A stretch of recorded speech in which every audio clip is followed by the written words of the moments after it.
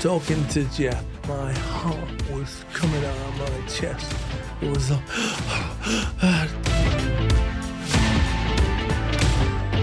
Long day for you today. You've been working pretty hard today. You had an interview this morning, a couple of podcasts this afternoon. Ben and I spoke, prior to this podcast as to, how you would feel at the end of a day like that. I mean, how are you feeling? How are you feeling today? Okay-ish, yeah. It's a good speaking day, so I'm doing okay. It's not tiredness, it's the voice, It's amazing. I can get 3 or 4 hours kip and be fine the next day. And I can get 9, 10 hours kip. Sorry, I've never had 9, 10 hours kip. But I don't know what that looks like either. A good 7 hours and be awful. Can't talk. The words don't come out right. It's really slow, and so it's soul destroying. Yeah. Mm.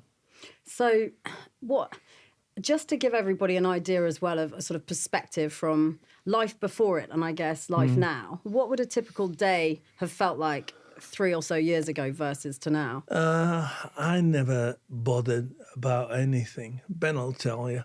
I never did any research or anything. I would just go to anything and then just spiel everything out. I had the unfortunate gift of being able to think on my feet. And now that's gone. So I'm struggling, Did the change happen overnight or was it a gradual thing? Not really, no. It happened just before the first lockdown.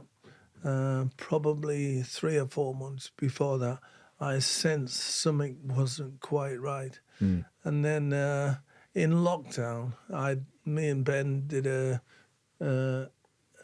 promo. Pilot for a quiz show. Yeah, pilot. And there were certain words I couldn't say.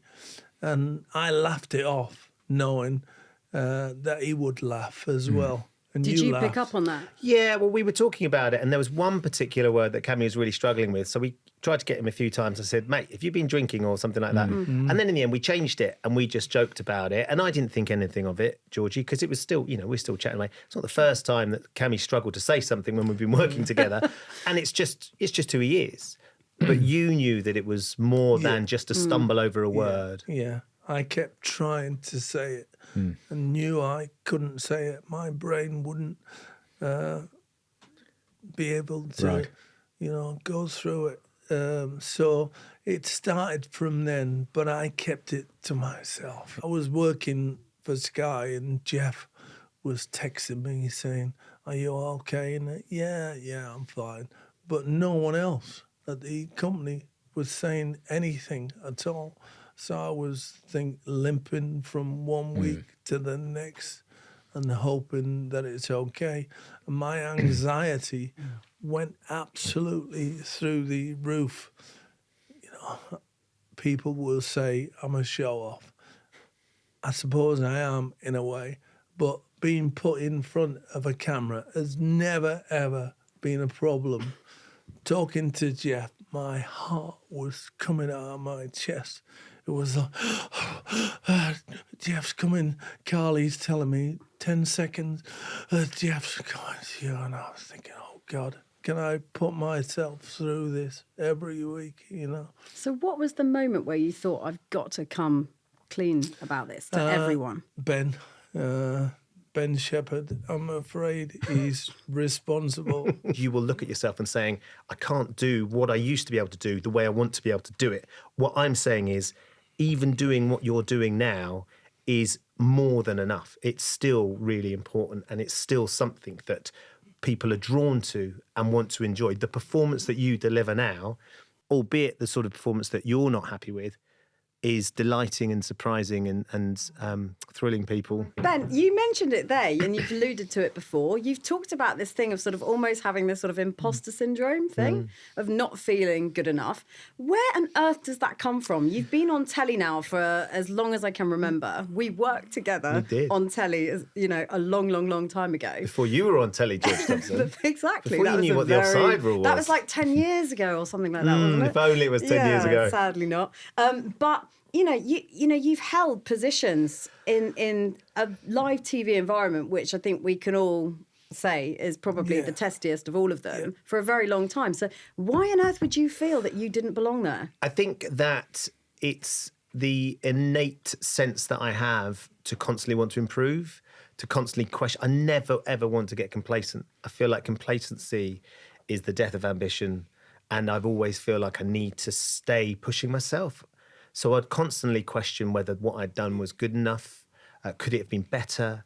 Are we going down the right route? Where am I missing something? What else could I be doing?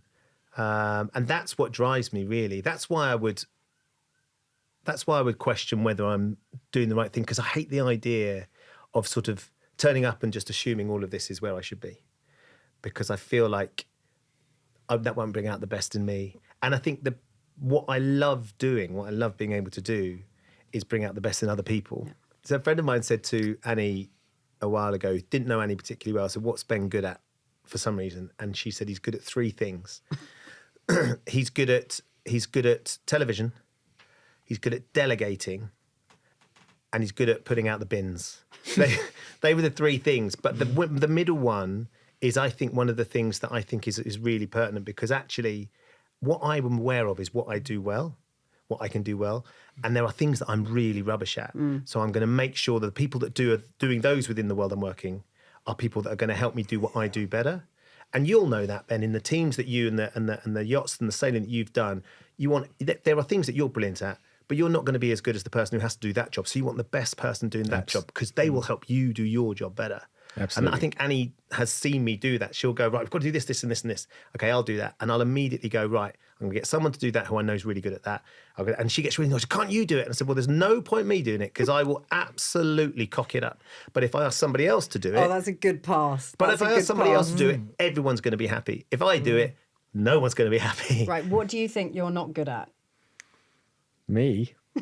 God, too many things. You are also good at putting out the bins. That's true. Yeah. Well, no, I'm not actually, because I forgot. Oh, no, you're not. You forgot on Sunday night. Yeah, you're right. Yeah. So not that good at that either. But hey ho. No, I think that's absolutely right. Ben, you're talking about sort of feeling. Well, I think if you're preparing for something, whether it's doing a show or a race in my world, you still need to feel those sort of butterflies a little bit, don't you? You feel a level of anxiousness that you know that you've got to really perform and try and always improve. I think the moment you think, get complacent, like you say, and you think everything's fine, you're probably on the backward step. I've done a job in the past, and I can remember it to this day, and it was quite an exciting job. And it wasn't on television, but I was hosting a premiere for a big film in the West End, and I can remember just turning up, because that's all they told me to do. There was no preparation needed, just turning up, hosting this thing, and then I had to do the royal lineup. And my voiceover was being piped into the auditorium so the people watching could watch it. But this royal lineup went on and on and on and on. And I didn't have enough information about the people that were being spoken to. I didn't know who they were, didn't know what was going on. And I was having to commentate on this. And I remember walking away from that job thinking, I will never let myself get into that position again. I would imagine that it probably wasn't half as bad as I thought it was. But in my head, it was awful. And that's, it's a bit like Kammy saying now, in terms of how he perceives what's happening and how we see it. But the reality is you just don't want to find yourself in that situation. So I'll always try and make sure that I'm as prepared as I can be and surrounded by people that I trust and that I know if I'm struggling a little bit, I can lean on them to pick up the ball, particularly if you're live. And when you talk about people you work with and so on, I mean, in the sports context, in our team, we have a very firm no dickhead policy, as we refer to it. Probably might have to bleep that out. But, that sort of balance between people that are really super talented but can't work within a team and actually finding the people that you can work with and work off. How do you, as you go through these different opportunities and work colleagues, how do you balance that? For me, it's easy. I lean on Ben. Ben manages it. Yeah. So another thing you're good at. Yeah, working with him at Sky, and then Ninja Warrior, and now with the podcast, I know the safest pair of vans in the world. Can think on his feet, never gets caught out. never flustered, never gets angry. The nicest man in the world, I have to say. Always got the right answer. Always tells me, well, we're doing goals on Sunday. You can't say that. You mustn't do that. The other political correctness gone mad. And I just say, it's all right. I can say it. Yeah, not while I'm on the show with you. You can't. What I want from each of you is a performance tip that somebody can apply in their regular everyday lives to just performing that little bit better. Something that drives me when I'm doing live television, the thing I'm scared of is not knowing where I'm going. I'm sure that's probably quite important to sailing as well. But particularly when you're live, and I used to say to this all the time, it's Kammy all the time when we're live, because if everything goes wrong, as long as I know where we're going, I can throw to that. And I think that's something that as a principle that I put in a lot of sort of my way going forward, is just understand where you're going. What is the point of what you're doing and what you're trying to achieve? And if you can see that end goal, then you can plot the route to it to make sure you get there. Kammy, what about you? Well, I would say when I left the comfort world of football to be a presenter, I learned how to edit my pieces. So I would go to a football club. You can imagine these days, I'd go to Bolton, who were in the Premier League. I went everywhere. Nottingham Forest, when Big Ron was the manager. All these clubs on a Thursday when training's important, and I play five-a-side with these players. And I thought, do people really respect that I've moved into telly? So what I'm going to do is edit my pieces.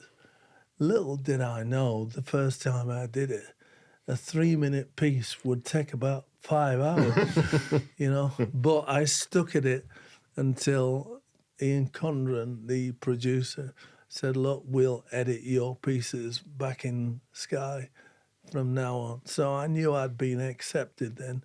So my advice to everyone is, if you do a new career, learn everything from the bottom up.